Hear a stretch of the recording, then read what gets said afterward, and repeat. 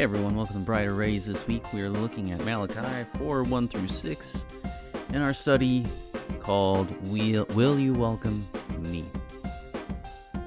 So I want to welcome you to the end of the book of Malachi. We finally made it to the end of this book and the end of the Old Testament as well. At the close of chapter 4, there would be 400 years of silence before the Lord would speak again through the angel Gabriel to Zechariah, the father of John the Baptist.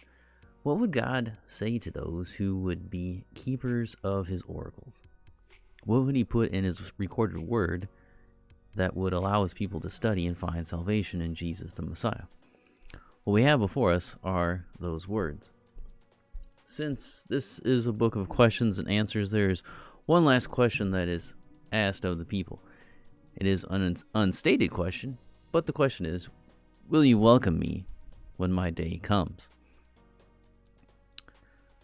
He's already spoken of a messenger that they were to be looking for, and he's told them that judgment awaits if they don't change their ways.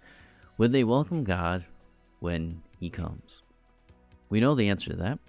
He came to his own, and his own people did not receive him. It's John 1:11.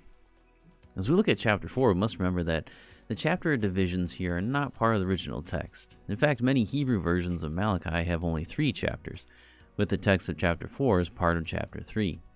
And so before we look at chapter 4, we need to start and see that in verse 3:17, God says there is a day when he makes up his treasured possession, and the wicked and righteous will be easily distinguishable.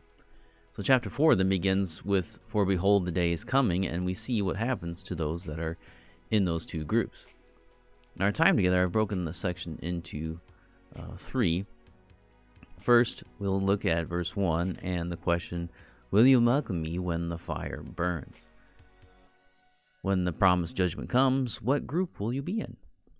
The second question is, when